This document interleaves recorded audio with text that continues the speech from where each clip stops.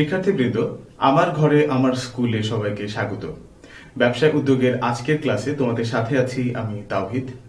আজকের ক্লাসে আমরা বিজনেস প্ল্যান বা ব্যবসায় পরিকল্পনা নিয়ে আলোচনা করব। ব্যবসায় পরিকল্পনা বা বিজনেস প্ল্যানের আমাদের গত ক্লাসের আলোচনার ধারাবাহিকতায় আজকের ক্লাসটি হচ্ছে। গত ক্লাসে আমরা পড়েছিলাম বিজনেস প্ল্যান কি, এর ধারণা, এর গুরুত্ব।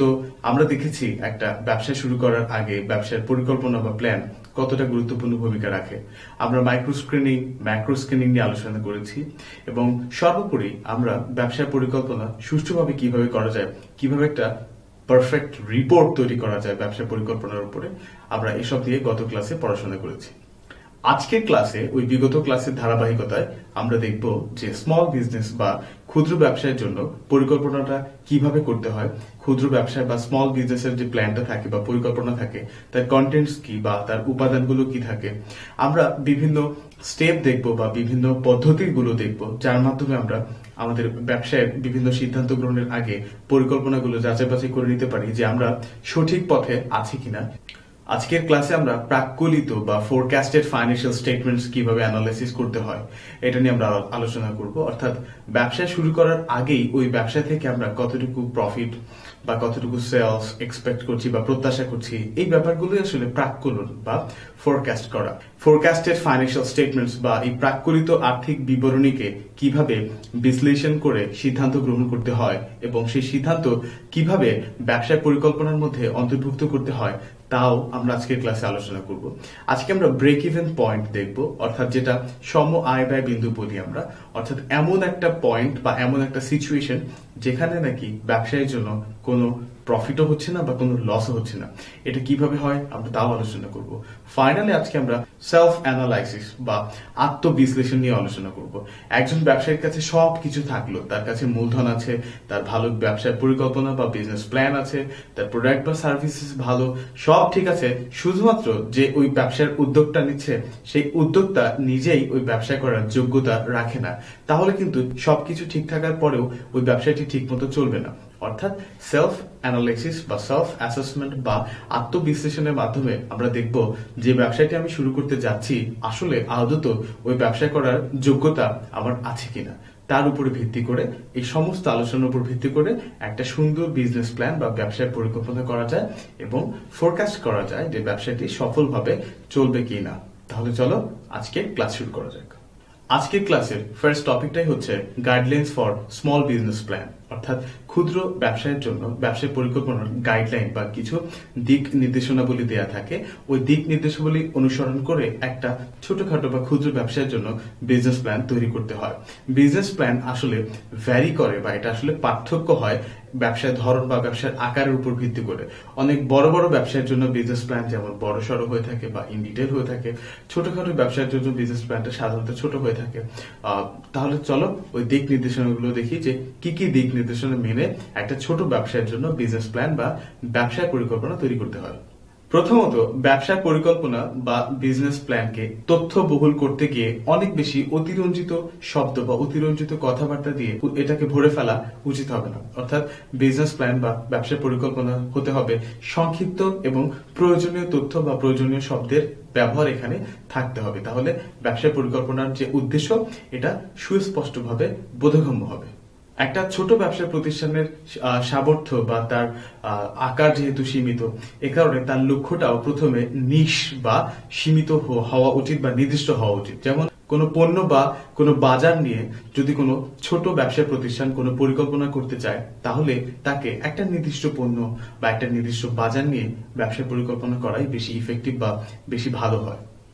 কথা আছে, নানা মুনির নানা মত বা মেনি মেন মেনি মাইন্ডস, অর্থাৎ যত বেশি লোকজন থাকবে, যত বেশি উপদেষ্টা থাকবে, তত বেশি উপদেশ, তত বেশি বিশৃঙ্খলা, তত বেশি সিদ্ধান্ত গ্রহণে সমস্যা দেখা দেয়। এটা আরো বেশি হয় যখন একটা ব্যবসা প্রতিষ্ঠানের ব্যবস্থাপকদের মধ্যে অপরিচিত কেউ চলে আসে যে সিদ্ধান্ত গ্রহণে ইনফ্লুয়েন্স করছে বা প্রভাব বিস্তার করছে।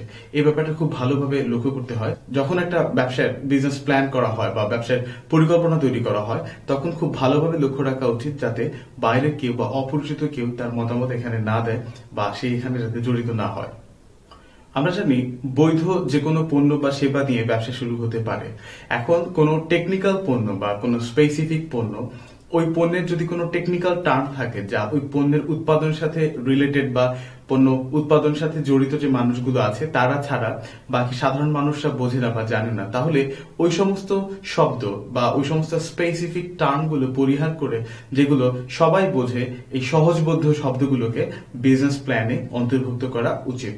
এতে বিজনেস প্ল্যানটা পড়ে বা ব্যবসা পরিকল্পনাটা পড়ে অনেক সহজে বোঝা যায় যে এখানে কি বলা আছে বা কি উদ্দেশ্যে এগুলো বলা আছে। বিক্রয়ের পরিমাণ হিসাবের সময় আমরা শুরুতেই বলেছি একটা ব্যবসার পরিকল্পনার সময় এক্সপেক্টেড বা প্রাক্কলিত বিক্রয়, প্রাক্কলিত আয় ব্যয় নিয়ে কথা বলা হয়। তাহলে উৎপাদন ব্যবস্থার হিসাবটা যদি বাস্তবসম্মত ভাবে ধরে না নিয়ে একটা অবাস্তবসম্মত উৎপাদন ব্যবস্থার উপর ভিত্তি করে বিক্রয় ধরা হয়, তাহলে দেখা যাবে বিক্রয়ের পরিমাণ হলে খুব বেশি দেখানো হচ্ছে বা খুব কম দেখানো হচ্ছে, যেটা আসলে বাস্তবসম্মত না। এ কারণে বাস্তবসম্মত উৎপাদন ব্যবস্থার সাথে সামঞ্জস্য রেখে প্রাক্কলিত বিক্রয় ধার্য করা উচিত। ব্যবসায় পরিকল্পনার তথ্যগুলো বা সোর্সেস অফ ইনফরমেশন গুলো, অর্থাৎ যে উৎস থেকে তথ্যগুলো এসেছে সেগুলো যদি অস্পষ্ট হয় বা তার যদি অনেকগুলো মিনিং থাকে, তাহলে এগুলো ব্যবসা পরিকল্পনাতে অন্তর্ভুক্ত করা উচিত নয়। স্পষ্ট তথ্য এবং তথ্যের উৎস স্পষ্ট বা নির্দিষ্ট থাকা উচিত। ব্যবসায় পরিকল্পনাতে বা বিজনেস প্ল্যানে ভবিষ্যতে সম্ভাব্য কোন কোন সমস্যা উদ্ভূত হতে পারে বা একটা ব্যবসা প্রতিষ্ঠান ভবিষ্যতে কোন কোন রিস্ক বা ঝুঁকিগুলো মোকাবেলা করতে হতে পারে এবং ওই সমস্ত ঝুঁকিগুলো বা রিস্কগুলো মিটিগেশনের জন্য বা কমানোর জন্য ব্যবসা প্রতিষ্ঠান কি কি সলিউশন পদক্ষেপ নিবে বা কোন কোন উৎস থেকে সহায়তা গ্রহণ করবে, এগুলোর বিস্তারিত কিন্তু ব্যবসায় পরিকল্পনাতে থাকা উচিত। একটা বিজনেস প্ল্যান বা ব্যবসায় পরিকল্পনা করার সময় যদি ওই ব্যবসার সাথে জড়িত সকল সদস্যকে নিয়ে ব্যবসায় পরিকল্পনাটা করা হয়, তাহলে কিন্তু এটা বেশি ইফেক্টিভ হয়। সবাই জানবে যে তাদের ব্যবসার পরিকল্পনাটা কি, তাদের লক্ষ্য কি, তারা কি অ্যাচিভ করার জন্য বা কোন লক্ষ্য অর্জনের জন্য তারা কাজ করে যাচ্ছে। শিক্ষার্থীবৃন্দ, এবার আমরা আমাদের আলোচনার দ্বিতীয় টপিকে যাব, অর্থাৎ contents of small business plan. এই কন্টেন্টস অফ স্মল বিজনেস প্ল্যানে আমরা দেখব যে ব্যবসায় পরিকল্পনাতে বা বিজনেস প্ল্যানে কোন কোন বিষয়গুলো থাকতে হয় বা কোন কোন বিষয়গুলো থাকা আবশ্যক। এই বিষয়গুলো ছাড়া বা এই বিষয়গুলো বাদ দিলে বিজনেস প্ল্যান বা ব্যবসায় পরিকল্পনা এটা মিনিংলেস হয়ে পড়ে বা অর্থহীন হয়ে পড়ে। তাহলে চলো দেখা যাক কোন কোন বিষয়গুলো আবশ্যক। প্রথমত, ব্যবসা প্রতিষ্ঠানের নাম। আমরা জানি প্রত্যেকটা ব্যবসা প্রতিষ্ঠান একটা অন্য থেকে ইউনিক বা একটা অন্য থেকে সম্পূর্ণ আলাদা। ট্রেড লাইসেন্স অনুযায়ী ব্যবসা প্রতিষ্ঠানের নাম কি হবে বা রেজিস্ট্রেশন অনুযায়ী ব্যবসা প্রতিষ্ঠানের নাম কি হবে সেটা পরিকল্পনাতে অবশ্যই থাকা উচিত। তেমনি ভাবে ওই ব্যবসা প্রতিষ্ঠানের ঠিকানা, অর্থাৎ রেজিস্টার্ড অ্যাড্রেস বা নিবন্ধিত ঠিকানা কোথায় বা বর্তমান ঠিকানাটা কোথায়, অথবা এই ব্যবসার ঠিকানাটা যদি পরিবর্তন হয়, এসব বিস্তারিত ওই ব্যবসার পরিকল্পনাতে থাকতে হবে। তারপরে হচ্ছে বিজনেস প্রমোটার্স বা ব্যবসার উদ্যোক্তা। এই উদ্যোক্তাদের নাম, তাদের পরিচয়, তাদের যোগ্যতা, শিক্ষাগত যোগ্যতা, তাদের অতীত ব্যবসার অভিজ্ঞতা ডিটেলস এর একটা সামারি ব্যবসার পরিকল্পনাতে থাকতে হয়, যেটা নাকি ইন্ডিকেট করবে বা বোঝাবে যে এই উদ্যোক্তারা বা এই প্রমোটার্সরা ব্যবসাটি সঠিকভাবে চালাতে কতটুকু সমর্থ বা তাদের সেই যোগ্যতা আছে কিনা। ব্যবসার ধরন, অর্থাৎ ব্যবসাটা কি এক মালিকানা ব্যবসা প্রতিষ্ঠান নাকি অংশীদারি ব্যবসা প্রতিষ্ঠান নাকি কোম্পানি ব্যবসা প্রতিষ্ঠান, এ সম্পর্কে সুস্পষ্ট ধারণা বিজনেস প্ল্যানে থাকতেই হবে। ব্যবসার ধরনের সাথে সাথে ব্যবসার পরিচালনের ধরনটাও এখানে থাকতে হবে। এই পরিচালনটা কি একক ব্যক্তি পরিচালিত হবে নাকি গ্রুপ বা মেম্বার কর্তৃক পরিচালিত হবে নাকি বাইরে থেকে কোনো ডিরেক্টরদের এখানে ভাড়া করে নিয়ে এসে ব্যবসা পরিচালনা করতে হবে, এ সম্পর্কে বিস্তারিত কিন্তু বিজনেস প্ল্যান বা ব্যবসা পরিকল্পনাতে থাকতে হয়। মূলধনের পরিমাণ। একটা ব্যবসা প্রতিষ্ঠানের ব্লাড বা লাইফ ব্লাড বলা হয় মূলধনকে। মূলধনের স্বল্পতা ব্যবসা শুরু করতে যেমনি বাধা দেয়, তেমনি ভাবে চলতি মূলধনের স্বল্পতা ব্যবসায় ডে টু ডে রান করতে বা ডেইলি অপারেশন করতেও কিন্তু বাধা দেয়। এই মূলধনের যোগান কোথা থেকে আসবে এবং ভবিষ্যতে চলতি মূলধনের স্বল্পতা হলে কোন কোন সোর্স থেকে চলতি মূলধনের এই যোগান পাওয়া যাবে, এ সম্পর্কে বিস্তারিত উল্লেখ থাকতে হবে বিজনেস প্ল্যান বা ব্যবসা পরিকল্পনাতে। বাজার জরিপের সংক্ষিপ্ত বিবরণ, যেটাকে আমরা মার্কেট রিসার্চ বলি।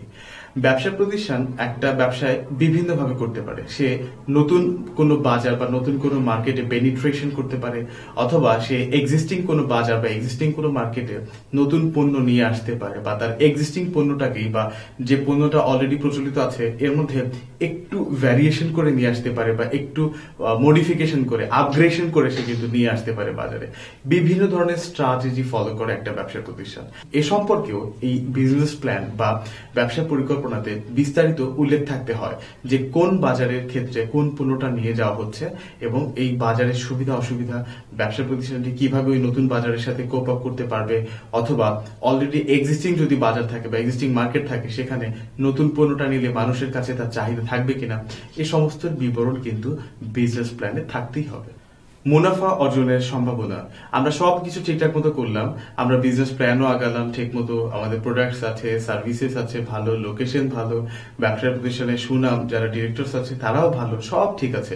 শুধুমাত্র একটা সমস্যা, যে পণ্য বা যে সেবাটা নিয়ে আমরা ব্যবসা শুরু করতে চাচ্ছি মানুষের কাছে তার গ্রহণযোগ্যতা খুবই কম, বা মানুষ এটা নাও নিতে পারে। অর্থাৎ এই ব্যবসা প্রতিষ্ঠানে চালিয়ে বা এই ব্যবসা প্রতিষ্ঠান করে মুনাফা অর্জন করা সম্ভব হয়তো নাও হতে পারে।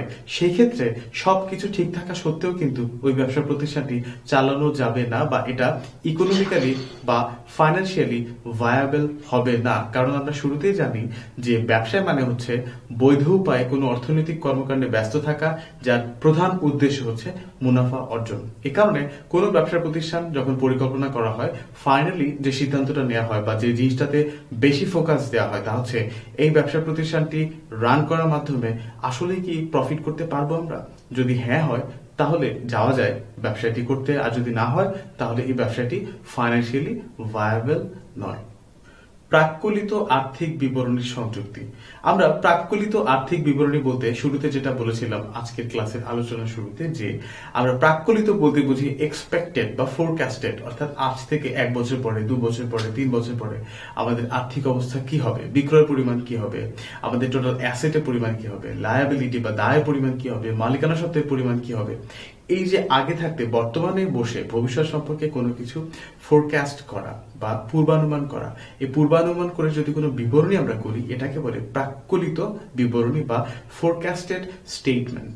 ব্যবসায় পরিকল্পনার ক্ষেত্রে বা বিজনেস প্ল্যানের ক্ষেত্রে ফোরকাস্টেড স্টেটমেন্ট অনেক বেশি গুরুত্বপূর্ণ একটা ব্যাপার, যার উপর ভিত্তি করে ভবিষ্যৎ সম্পর্কে সিদ্ধান্ত গ্রহণ করা হয় এবং ব্যবসাটি প্রফিটেবল হবে কিনা তাও ডিসাইডেড হয়ে যায় এই প্রাক্কলিত আর্থিক বিবরণী বা ফোরকাস্টেড ফাইন্যান্সিয়াল স্টেটমেন্টস এর উপরে।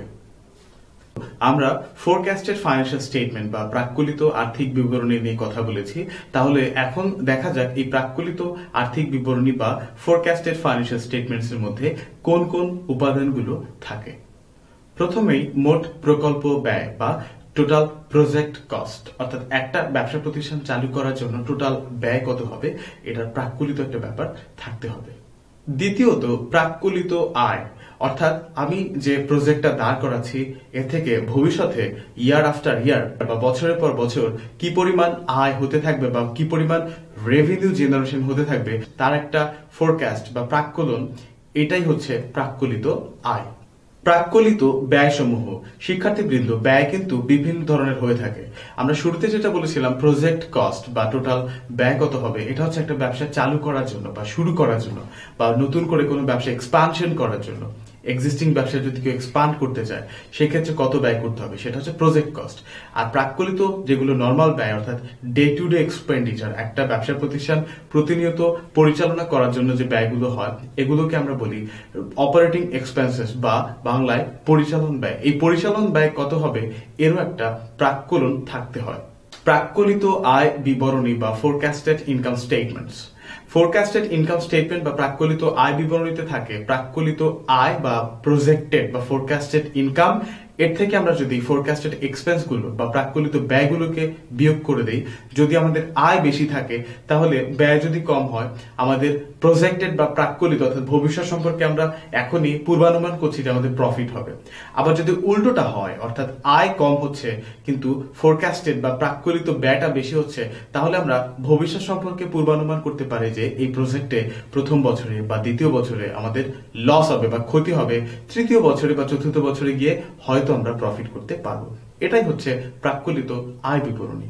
প্রাক্কলিত আয় বিবরণীর মতোই আরেকটা স্টেটমেন্ট হচ্ছে প্রাক্কলিত উদ্ধৃতপত্র বা ফোরকাস্টেড ব্যালেন্স শিট বা statement of financial position. Forecasted statement of financial position বা এই উদ্ধৃতপত্রে, প্রাক্কলিত উদ্ধৃতপত্রে একটা ব্যবসা প্রতিষ্ঠানের 1 বছর পরে, 2 বছর পরে, 3 বছর পরে, এভাবে আগামী 10 বছর পরে সে ফর এক্সাম্পল কি পরিমাণ অ্যাসেটস বা সম্পদ থাকবে, কি পরিমাণ লায়াবিলিটিস বা দায় থাকবে, কি পরিমাণ ওনার্স ইকুইটিস বা মালিকানা সত্ত্ব থাকবে, এ সম্পর্কে বিস্তারিত দেয়া থাকে। আমরা জানি উদ্ধৃতপত্র বা ব্যালেন্স শিট বা স্টেটমেন্ট অফ ফিনান্সিয়াল পজিশন যে কোনো একটা নির্দিষ্ট দিনের জন্য প্রস্তুত করা হয়। তাহলে এই নির্দিষ্ট দিনের কথা আমরা এখন এই বর্তমানে বসে ভবিষ্যতে কোন একটা নির্দিষ্ট দিনে কত টাকা সম্পত্তি হবে এটা কিভাবে বলবো? উত্তর হচ্ছে প্রাক্কলন করে বলবো, বা আমার ব্যবসায় অ্যানালাইসিস করে ধারণা করব যে এত হতে পারে। এটাই হচ্ছে প্রাক্কলিত ফাইন্যান্সিয়াল স্টেট বা projected balance sheet or statement of financial position. প্রাক্কলিত আয় বিবরণী প্রাক্কলিত উদ্ধৃতপত্রের মতোই তারপরে হচ্ছে প্রাক্কলিত নগদ প্রবাহ বিবরণী। অর্থাৎ আমরা যদি আমাদের আয় কত হবে, ব্যয় কত হবে, সম্পত্তি কত হবে, দায় কত হবে, মূলধন কত থাকবে, এই সমস্ত ইনফরমেশন গুলো জানতে পারি, তাহলে আমরা ভবিষ্যতে কোনো একটা নির্দিষ্ট তারিখে, নির্দিষ্ট বছরে কতটুকু নগদ অর্থ আমাদের হাতে থাকবে তাও কিন্তু বর্তমানে বসে আমরা ক্যালকুলেশন করে বের করতে পারবো। এই বিবরণীটার নামই হচ্ছে প্রাক্কলিত নগদ প্রবাহ বিবরণী বা ফোরকাস্টেড ক্যাশ ফ্লো স্টেটমেন্ট। এ পর্যায়ে হচ্ছে সম আয় ব্যয় বিবরণী বা break even analysis, which is really very most important thing to analyse a business. অর্থাৎ এই সম আয় ব্যয় বিন্দু আলোচনা বা এটা বিশ্লেষণ হচ্ছে একটা ব্যবসা প্রতিষ্ঠানের ভবিষ্যৎ পরিকল্পনার জন্য সবচাইতে গুরুত্বপূর্ণ ব্যাপারগুলোর মধ্যে একটা। এখন এই সম আয় ব্যয় বিবরণীটা আসলে কি, আমরা আমাদের ক্লাসের আলোচনার শুরুতে একটু আলোচনা করেছিলাম যে এটা এমন একটা অবস্থা যেখানে একজন ব্যবসায়ীর প্রফিটও হচ্ছে না আবার লসও হচ্ছে না। আমরা জানি একটা ব্যবসা প্রতিষ্ঠান চালাতে কিন্তু অনেক ফিক্সড কস্ট থাকে। ফিক্সড কস্ট মানে হচ্ছে কিছু স্থির ব্যয় থাকে। উদাহরণস্বরূপ ধরা যাক তোমার বাড়ি ভাড়া, তুমি কোনো মাসে যদি তোমার বাড়িতে নাও থাকো, তুমি বেড়াতে গেলে, তাও কিন্তু মাসে শেষে ওই বাড়ির ভাড়া তোমাকে পরিশোধ করতে হচ্ছে। এটা হচ্ছে তোমার জন্য একটা ফিক্সড কস্ট বা স্থির ব্যয়, এটা একটা অপরিবর্তনশীল ব্যয়। আবার খেয়াল করো, ওই একই বাড়িতে যখন তুমি ইলেকট্রিসিটি বিল দিচ্ছ, কোন একটা নির্দিষ্ট মাসে তুমি যদি ওই বাড়িতে না থাকো, ইলেকট্রিসিটি বিল বা ইলেকট্রিসিটি যদি কেউ ব্যবহার না করে, স্বাভাবিকভাবে ইলেকট্রিসিটি বিল কিন্তু অনেক কম আসবে। তার মানে এই বিলটা হচ্ছে পরিবর্তনশীল। তুমি যত বেশি বিদ্যুৎ ব্যবহার করবে তোমার বিল তত বেশি দিতে হবে, যত কম বিদ্যুৎ ব্যবহার করবে বিদ্যুৎ বিলও কিন্তু কম আসবে। অর্থাৎ এই বিদ্যুৎ বিলটা হচ্ছে আমাদের জন্য একটা ভ্যারিয়েবল কস্ট বা পরিবর্তনশীল ব্যয়। এখন একটা ব্যবসা প্রতিষ্ঠানকে পরিচালনা করতে হলে একজন ব্যবসায়ীকে এই দুই ধরনের ব্যয় কিন্তু মেটাতে হয়। তাকে অপরিবর্তনশীল ব্যয় যেমন করতে হয় বা ফিক্সড কস্ট যেমন তার আছে, তেমনি ভাবে তার ভেরিয়েবল কস্টও কিন্তু আছে। ধরো একজন ব্যবসায়ী 10,000 টাকার পণ্য বিক্রয় করলো, এই 10,000 টাকার পণ্য সে বিক্রয় করে তার কোনো প্রফিটও হলো না আবার কোনো লসও হলো না। এখন প্রফিটও হলো না, লসও হলো না, এটার মানেটা কি? ওই পণ্যের ক্রয় মূল্য কি 10,000 টাকা ছিল? উত্তর হচ্ছে না।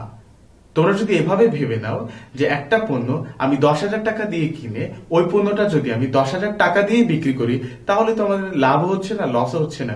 এটাই সম আয় ব্যয় বিন্দু। এখানে উত্তর হচ্ছে না।